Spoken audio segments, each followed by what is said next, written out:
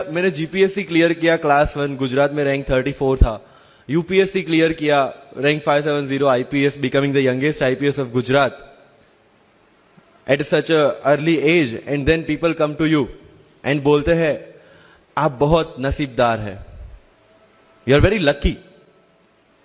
I tell them in reverse, luck favours the brave. कोई अपना luck साथ में लेके नहीं आता, वो बनाना पड़ता है। अगर आपके पास रिस्क लेने का एटीट्यूड है, मैं गुजराती हूं and we know the business, and business का एक ही फंडा है, higher the risk higher the profit. So अगर 8:30 को आपका एक्सीडेंट होता है और 9 o'clock आप मेंस की एग्जाम देने जा सकते हैं, इंटरव्यू से पहले 1 महीने तक आप हॉस्पिटलाइज्ड है और उससे 1 वीक पहले आप दिल्ली जाके उसकी प्रिपरेशन कर सकते हैं, तो luck has to come with you. उसको आना पड़ेगा और आपको आईपीएस बनाना पड़ेगा। लोग बोलते हैं कि एक्सीडेंट के बाद आप जाके आए एंड ऑल, तो द सिंपल था कि मैं एग्जाम के लिए निकला, मेंस मेरा था, सुबह GS3 का पेपर था।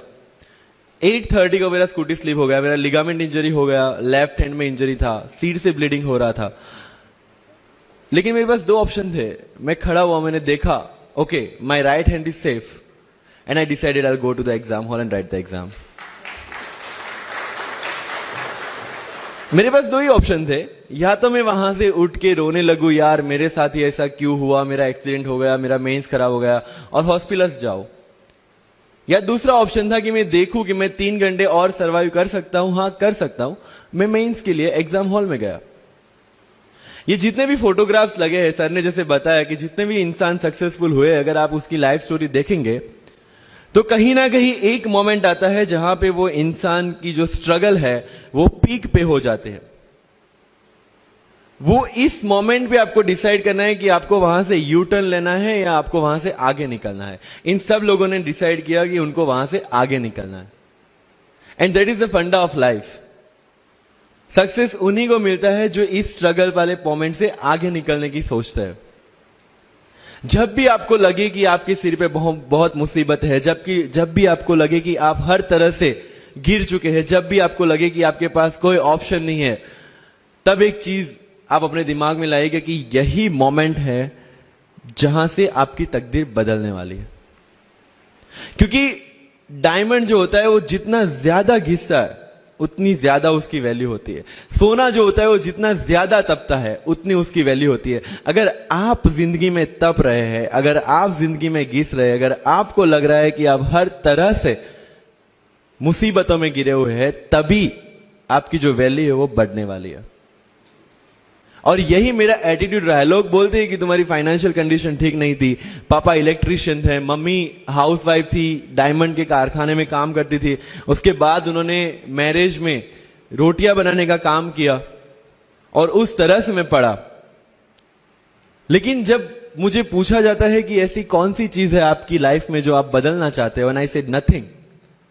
क्योंकि अगर वो चीजें नहीं होती मेरी लाइफ में तो शायद आज आपके सामने में नहीं होता। तो अगर लाइफ में प्रॉब्लम्स है, अगर लाइफ में स्ट्रगल है, जैसे सर ने बताया struggle is a part of life, and I strongly believe in that. क्योंकि अगर हम दिल्ली में थे, मेरे दोस्त के साथ में निकला बाहर घूमने, तो बोलता है यार ऐसी लाइफ चाहिए, कोई मगजमारी नहीं, आराम से बैठते हैं पूरे दिन एसी वाले कमरे में, बहुत सारे पैसे हैं और कोई टेंशन नहीं, ऐसी लाइफ चाहिए मुझे। मेरे पास ऑप्शन है। बोलता क्या? बोला देख सामने एटीएम का रूम दिख रहा है, एसी वाला कमरा है, बहुत सारे पैसे, कोई मगजमारी नहीं, जॉब ले ले। क्यों IAS IPS में दिमाग खराब कर रहा है? अगर स्ट्रगल नहीं चाहिए तो you have to compromise with that life. जब भारत वर्ष का सपना चंद्रगुप्त ने देखा, चाणक्य ने देखा, और उस भारत वर्ष को बनाने के लिए जब ये संघर्ष जारी था, और तब राजा धनानंद की डॉटर दूरदराज से चंद्रगुप्त को प्यार हो जाता है, और जब चाणक्य उनको बोलते कि नहीं तुम्हें उससे दूर रहना है, और तब चंद्रगुप्त बोलता है आचार्य कभी कभी सोचता हूं कि जिंदगी में या ये भारत के सम्राट बनने के लिए इतना त्याग, इतना बलिदान ना देना होता तो। और तब चाणक्य रिप्लाई करते हैं तो हर कोई भारत का सम्राट होता। This is the fundamental rule of life. अगर आईएएस बनने के लिए, आईपीएस बनने के लिए सैक्रिफाइस करना नहीं पड़ेगा, अगर उसके लिए आपको त्याग नहीं करना पड़ेगा, तो आज पूरे इंडिया में हर घर में आपको आईएएस आईपीएस मिल जाएंगे। So when you are entering into this game of UPSC or MPSC, make sure that you have to sacrifice anything which will take you to your goal. लेकिन प्रॉब्लम ये है कि हमें टेंशन होती है, यार दोस्त की एंगेजमेंट है, उसकी बर्थडे पार्टी है, उसकी शादी है, अटेंड नहीं करूंगा तो बोलेगा मैं तेरी शादी में नहीं आऊंगा, एंड ऑल। लेकिन बिलीव मी, जब आप आईएएस बन जाओगे, वो सामने से याद दिलाएगा, भाई इनविटेशन कार्ड नहीं भेजा तूने। समझ रहे हो? तो जो कुछ भी इसके लिए सेक्रीफाइस कर रहे हो, वो जब आप उस पोस्ट पे पहुंचोगे, सब कुछ वर्थ है, सब कुछ। मेरा इंटरव्यू था यूपीएससी का, मुझे एग्जैक्ट डेट याद है, 23 मार्च को मेरा इंटरव्यू था। 20 फरवरी को मुझे हॉस्पिटल में एडमिट किया गया क्योंकि मुझे इन्फेक्शन हो गया था बॉडी में, एंड बहुत हाई फीवर था, तो आईवी के अलावा कोई ऑप्शन नहीं था। 1 मार्च को ठीक होके मैंने सोचा चलो दिल्ली निकलते हैं। 2 मार्च को मैं दिल्ली पहुंचा। 3 मार्च को वापस से टॉन्सिलाइटिस का अटैक होने की वजह से फ्लाइट लेके वापस से Palanpur, Ahmedabad. Again hospitalisation. 15 March को I got relieved from the hospital. 16 March को मैं दिल्ली पहुंचा और 23 मार्च को I gave my UPSC interview. तो 1 महीने का हॉस्पिटलाइजेशन। उसके बाद जब दिमाग में ये था कि मेरे साथ जो लोग इंटरव्यू दे रहे हैं वो 1 महीने से प्रिपरेशन कर रहे हैं, एंड 1 महीने से मैं हॉस्पिटल में था, again I thought this is the moment to prove yourself. I went to the interview और पूरे इंडिया में 2nd highest marks in interview for the entire life. कि जितने भी कंप्लेंट्स आपकी लाइफ में है, मैं यहां से आता हूं, मेरे पेरेंट्स ये करते हैं, मैं वो करता हूं, मेरा इंग्लिश अच्छा नहीं है, मेरा मैथ्स अच्छा नहीं है, ये सारे हमने अपने आप को दिए हुए एक्सक्यूजेस है। You have to find the solution by yourself. अगर इंग्लिश नहीं आता है, I can start with the 5th standard book, और 5th स्टैंडर्ड बुक से भी शुरुआत करने में अगर मुझे अपना ईगो बीच में आ रहा है, then I can not learn it at any stage of my life. Start with the 5th standard book, start listening English, start speaking English. अगर बोलने में शर्म आती है, अपने मोहल्ले के किसी 3-4 बच्चों को जो 1st 2nd स्टैंडर्ड में, उनको उठाओ और उनके साथ बातें करो।